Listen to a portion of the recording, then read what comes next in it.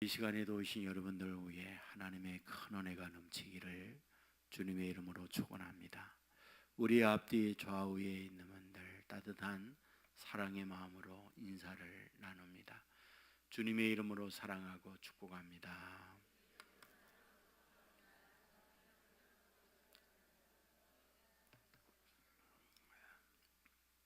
감사합니다. 몇 해 전에 카자흐스탄 알마티를 갔을 때에 고려인들을 만나게 됐습니다. 그곳에서 고려인이 누군가, 그리고 그들이 어떻게 거기까지 오게 됐는가 하는 이야기를 그분들을 통해서 들을 수 있는 시간이었습니다. 일단 그분들은 일제 때에 러시아 지역으로 넘어가서 살던 분들입니다. 그들은 이야기했습니다. 우리의 할아버지, 아버지는 원동에서 살았습니다 라고 얘기했습니다. 원동, 그러면 멀리 있는 동쪽이라는 말인데, 그들 입장에서 연해죠. 블라디보스크 지역의 땅을 원동이라고 이야기했고, 그곳에서 자기네 부모님과 할아버지 할머님들이 강제 이송을 당해서 그곳까지 왔다라고 이야기를 했습니다. 누가 그랬을까? 스탈린이 그랬습니다. 그분들은 이야기합니다. 올 때에 KTX와 같은 좋은 승객용 기차를 탄 게 아니라 연탄이나 기타 화물을 실는 화물칸에 자기들을 다 몰아넣었다고, 그리고 밖에서 열쇠를 잠가버렸다고, 하루를 간 게 아니고 일주일을 간 게 아니고 몇 달을 달려서 중앙아시아에 도착했다고, 오면서 그 안에서 소대변을 다 보아야 했다고, 오면서 많은 분들이 그 안에서 세상을 떠났다고, 아파트나 자기들이 거주할 집을 준비하고 이주시킨 게 아니었다고, 사람이 살지 못하는 허벌판에 짐승처럼 내던져졌다고, 눈물을 흘렸고 통곡을 했고, 살 수 없는 황량한 들판에 땅을 파서 동물처럼 지내했고, 그것이 소위 카레스키, 고려인들의 아픔이었노라고 이야기를 해주었습니다. 누가 그 일을 했는가? 스탈린이었습니다. 왜 그랬을까? 저는 그곳에서 스탈린의 이야기를 들었습니다. 그 사람은 구르지아 사람이었습니다. 구르지아, 그러면 지금은 조지아, 영어적 표기를 그렇게 하고 있습니다. 구르지아는 터키 흑해 북쪽의 연안에 있는 조그만 나라입니다. 러시아가 강한 힘으로 주변에 있는 나라들을 소위 연합을 해서 소비에트 연방을 만들 때 그곳에 편입되어 들어간 나라, 그게 바로 구르지아였습니다. 바로 이 스탈린은 그곳에서 태어나서 그곳에서 성장을 했습니다. 그는 슬라브족이 아니었습니다. 다르게 변하면 러시아의 주류 70~80%가 슬라브족인데, 바로 이 스탈린은 비주류 슬라브족이 아닌 소수 종족 가운데 한 사람이었습니다. 그때 그는 크면서 많은 아픔이 있어요. 어떤 아픔이냐? 먼저 아버지가 구두 수선공이었습니다. 구두 수선을 하면서 경제적 여력이 힘들고 어려울 때 아버지가 너무 많은 술을 드셔서 알코올 중독자였습니다. 알코올 중독자에게 일반적으로 나타날 수 있는 폭력, 어머님은 아버지에게 너무 많은 매를 맞으며 살아갔다고 얘기했습니다. 자기도 아버지에게 끌려가 맞았고 채찍으로 맞았고, 그러므로 엄청난 상처가 어렸던 스탈린에게 남아있던 거죠. 거기다가 어린 시절 마마를 알았어요. 마마라고 하는 것은 얼굴에 부스름이 나고 딱정이가 떨어지면 홈이 파이는, 소위 곰보가 되는 병, 이거가 마마가 아닙니까? 그런 어릴 때의 친구들로부터 많은 놀림을 받으면서 성장을 합니다. 그런 마음속에 원한이 많아요. 많은 아픔이 있어요. 그는 어른이 되면서 그것을 만회하기 위하여 달려간 것이 결국 소비에트 연방 서기장, 최고의 권력자의 위치에 올라가게 된 거죠. 저는 그때 알았어요. 그곳에서 들은 이야기는 그가 서기장이 되면서 가장 먼저 한 것이 무엇이냐? 고향의 친구, 고향에 자기를 놀렸던 그들을 모두 싸그리 숙청하는 일을 했다고 그러더라고요. 그는 상처가 많았어요. 그래서 자기를 괴롭혔던 고향의 사람들을 그렇게도 많이 죽인 거예요. 저는 그 이야기를 들으면서 마음속에 이런 생각이 듭니다. 살아가다 보면 때로 상처를 입지. 살아가다 보면 사람들로부터 마음의 아픈 이야기를 들으면서 인생은 살아가게 되어 있지. 그럴 때 우리는 그런 문제를 어떻게 처리하며 가야 할 것인가? 이것이 오늘 우리에게 굉장히 중요한 과제로구나, 이런 생각이 드는 거죠.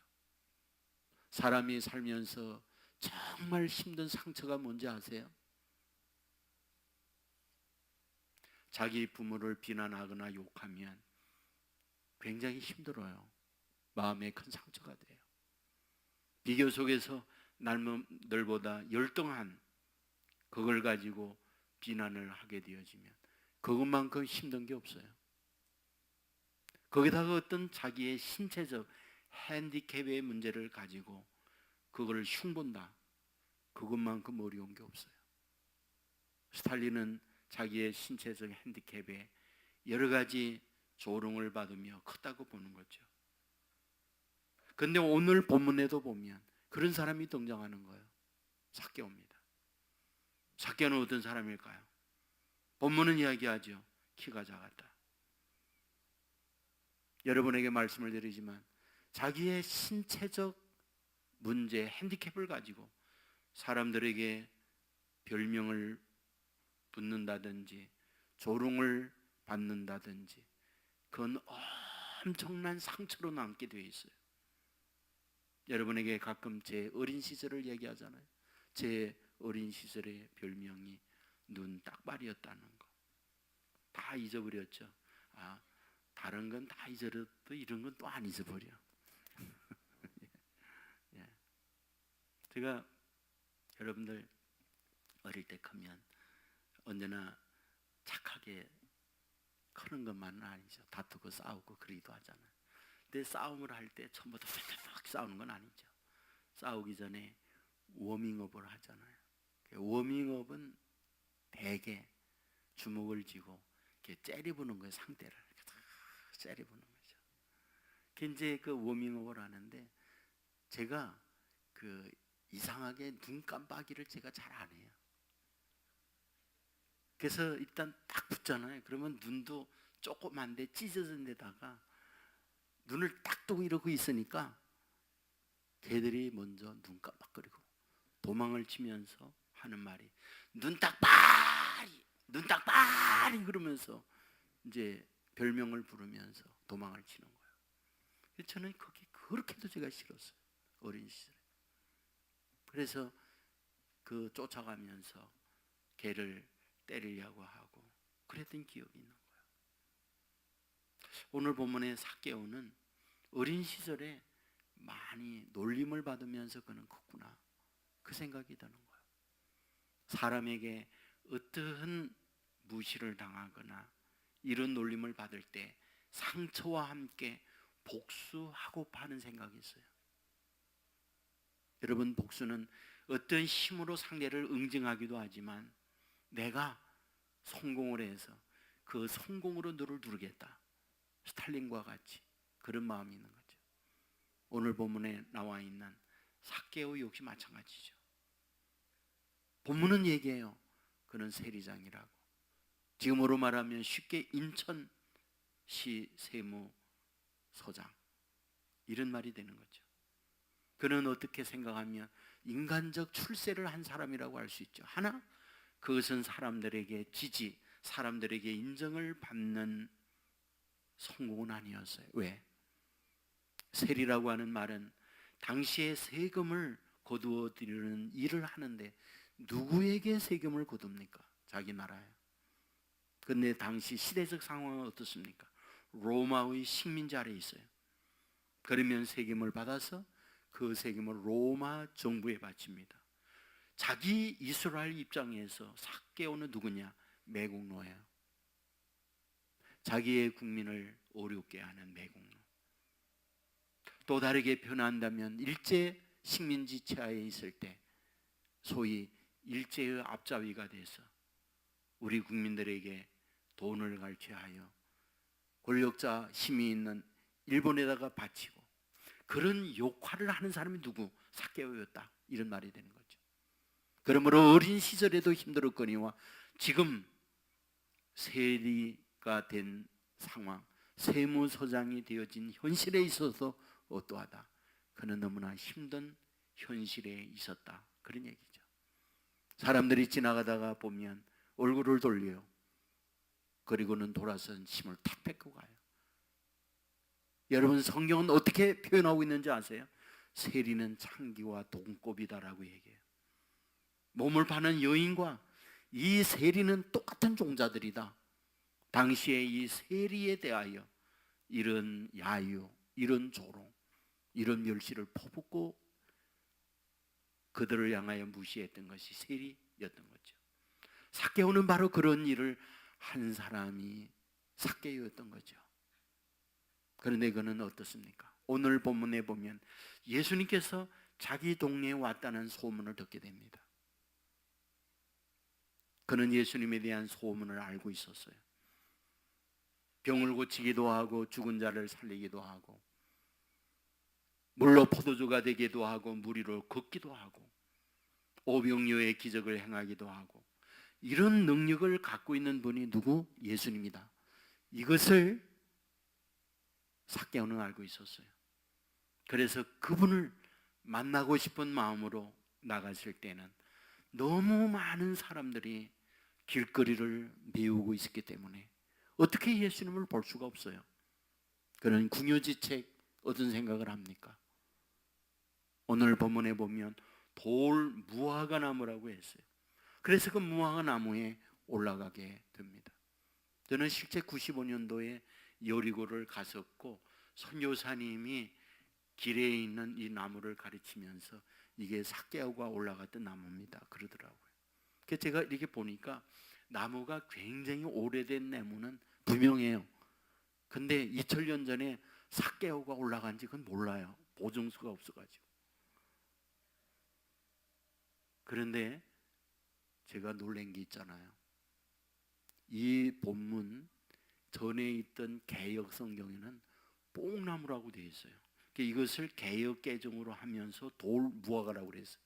또 다른 번역 성경에 보면 올리브 나무라고 되어 있어요.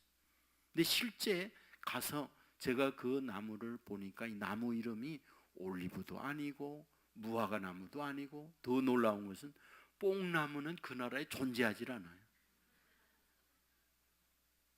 근데 실제 그 나무 이름이 뭐냐? 나무 이름이 삭개오 나무예요. 나무 이름 자체가 삭개오예요. 나무예요. 그 삭개오가 그 위에 올라가셨다는 거예요. 저는 거기에 서서 2000년 전에 예수님께서 그 땅에 오셔서 많은 무리들과 함께 이렇게 가요. 그리고 삭개오는 나무를 타고 그 위에 올라가 있어요. 여러분, 나무는 잎사귀가 있어서 그 나무 위에 올라가면 사람이 잘 안 보여요. 잎사귀 사이로 지금 보고 있는 거죠. 근데 예수님께서는 이렇게 가시다가 다른 일로도 갈 수 있는데 그 그 나무 있는 쪽으로 옵니다. 그 나무 아래 서서 위로 올려보더니 하는 말, 다른 사람들은 안 보이는데 삭개오야 내려오라 이렇게 얘기해요. 그리고 오늘 내가 너희 집에 유하여야 되겠다. 그리고 더 중요한 게 뭐냐, 나는 잃어버린 자를 찾아왔다. 너희 집에 오늘 구원이 이르렀느니라. 이 말씀을 하고 있는 거예요. 여러분, 이 말씀은 간단한 말씀 같지만 간단하질 않아요. 왜? 지금까지 살아오면서 삭개오는 인정을 받지 못했거든요. 지금 세무소장을 하고 있지만 사람들에게 조롱, 멸시를 받는 그 일을 하고 있는 거거든요. 그런데 예수님께서 가시다가는 길에 멈추어 서서 삭개오를 부르고 있는 거예요. 뭘 뜻하고 있는 겁니까? 사실은 예수님께서 삭개오를 만나기 위하여 여리고 땅에 오셨다는 걸 말씀하고 있는 거잖아요. 성경을 가만히 보세요. 예수님께서 어떤 일을 할 때마다 목적 없는 이동한 적은 한 번도 없어요. 베데스다 연못 왜 갑니까? 38년 된 병자 만나기 위하여 간 거잖아요. 가나 왜 간 겁니까? 잔치집에 물로 포도주 되기 위하여 간 거잖아요. 시돈 왜 가셨습니까? 그곳에는 가나안 여인이 딸이 있었는데 귀신 들려 고통하니까 그 아이를 고치기 위하여 가신 거잖아요. 자, 그렇다면 여리고에 왜 갔을까요? 본문에 여리고에 주님이 가셨어요. 우리가 말씀을 한번 보세요. 그곳에서 귀신을 쫓아냈다, 병을 고쳤다, 설교를 하셨다, 어떤 비밀한 하늘의 말씀을 주셨다, 이런 기록이 전혀 나와 있질 않아요. 유일하게 하나, 삭개오 만난 것밖에 없어요. 그렇다면 뭘까요? 삭개오 만나려고 예수님이 갖고 난 거죠. 그러면 왜 삭개오를 만나려고 했을까? 그것은 삭개오의 아픔을 예수님이 알고 있던 거죠. 여러분, 지금까지 살아오면서 자기의 신체적 핸디캡이 있어요. 그리고 이렇다하게 부모 내놓을 만한 자랑거리 아무것도 없어요. 그리고 세무소장이 되면서 사람들에게 대우받지 못하고 많은 야유 조롱을 받고 있는 상황이에요. 삭개오 어떠하다?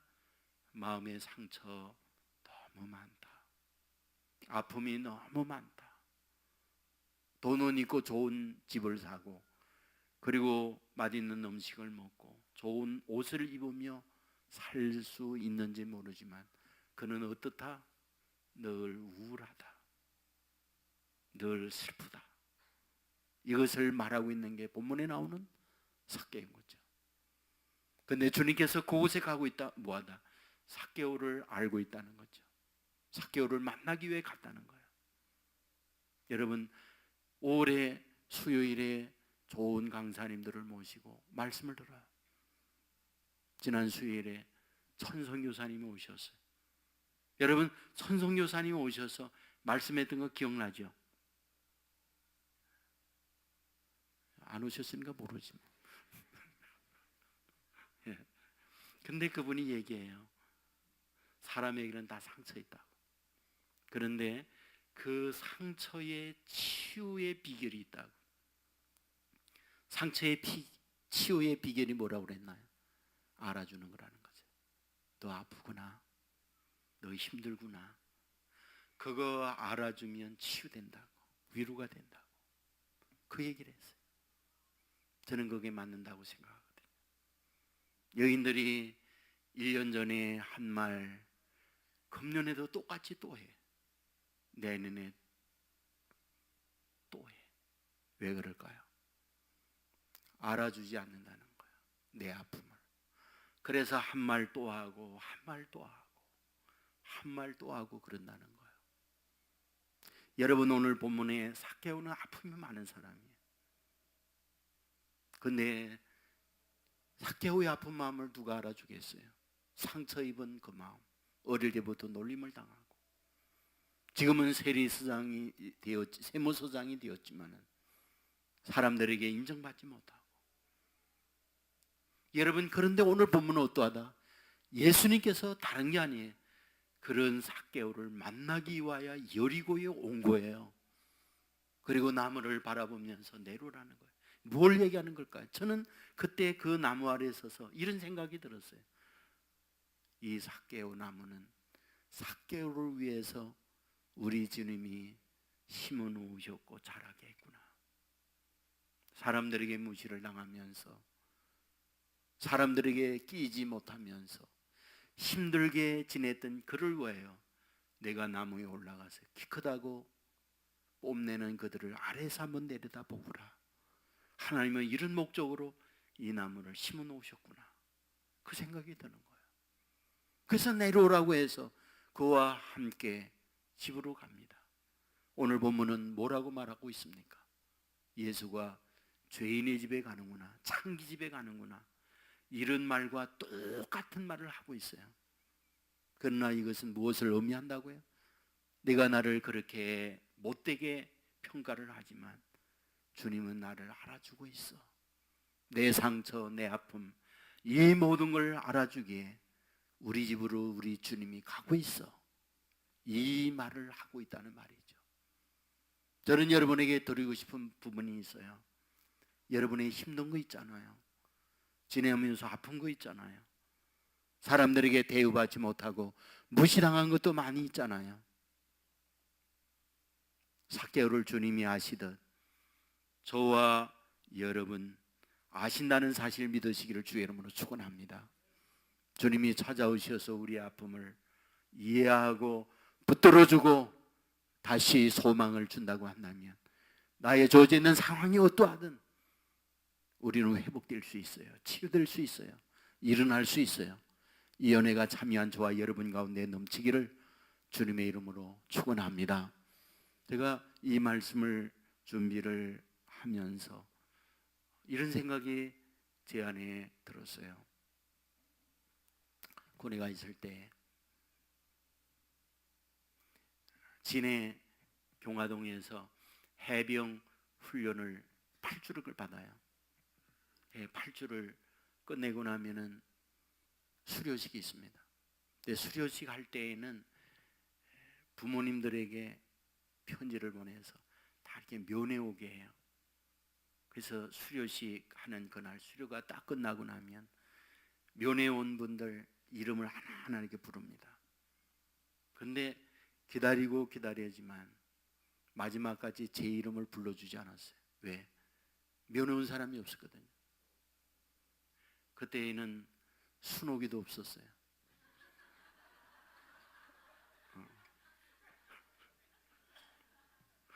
그래서 마지막까지 저를 안 불렀어요. 여러분 그거 잘 몰라. 그게 얼마나 서러운지.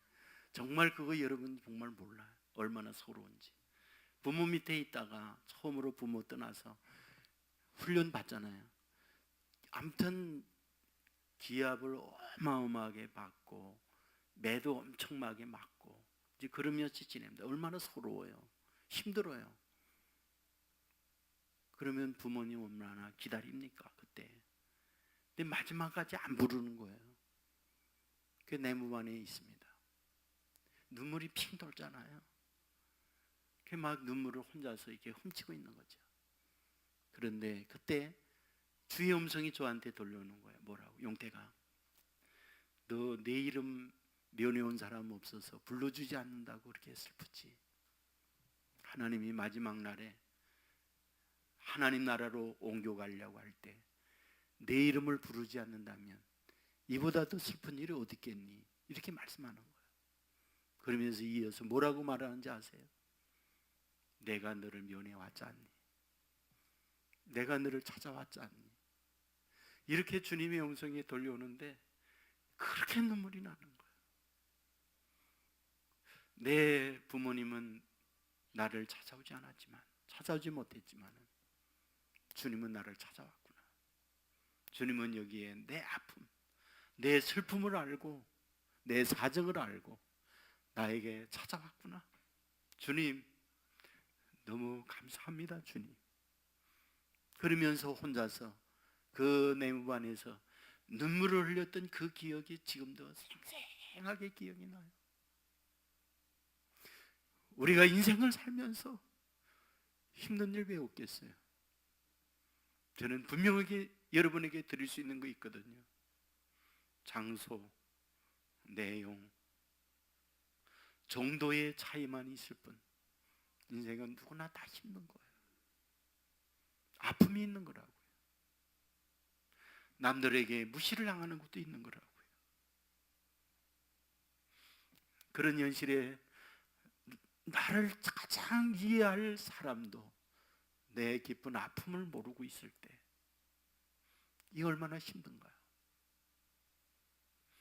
근데 오늘 본문에 우리에겐 말씀하려는 게 있죠. 삭개오를 찾아가는 주님. 주님은 멀리 떨어져 있지만은 그 삭개오를 다 보고 있던 거잖아요. 어린 시절에 얼마나 상처 입었을까? 그 얼마나 힘들까? 지금 살아가면서도 세무서장이 됐지만은 얼마나 어려울까? 자기만 어려운가요? 자기 아내, 자기 아들, 딸, 저 창기 같은 집안의 아들, 딸이라고 얼마나 많은 비난, 조롱, 멸시를 퍼부었을까? 그런데 주님은 이걸 알고 있는 거죠. 주님은 이 삭개오를 보고 있는 거죠. 그래서 그 삭개오를 만나기 위하여 만사를 지쳐놓고 온 거죠. 저는 이 시간에 여기에 참여하고 있는 저와 여러분의 마음, 여러분의 중심, 누구도 모르고 있는 감춰져 있는 아픔, 상처, 주님이 보고 알고 있는 줄 믿습니다. 여리고에 주님이 찾아가듯 이 시간에 저와 여러분에게 찾아와 주시는 줄 믿습니다. 저와 여러분을 바라보면서 삭개오야 내려와, 이제는 너희 집에 가자 라고 말씀하신 주님, 저와 여러분에게 찾아오셔서 말씀하고 있는 줄 믿습니다. 아들아, 딸아, 내가 너에게 들어갈게. 나와 함께 너희 집에 가자.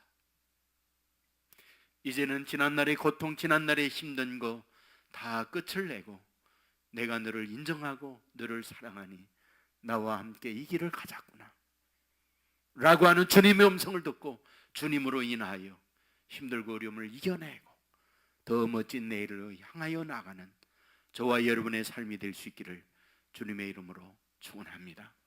모두 자리에서 일어나겠습니다. 뜻을 생각하면서 같이 찬양하겠습니다.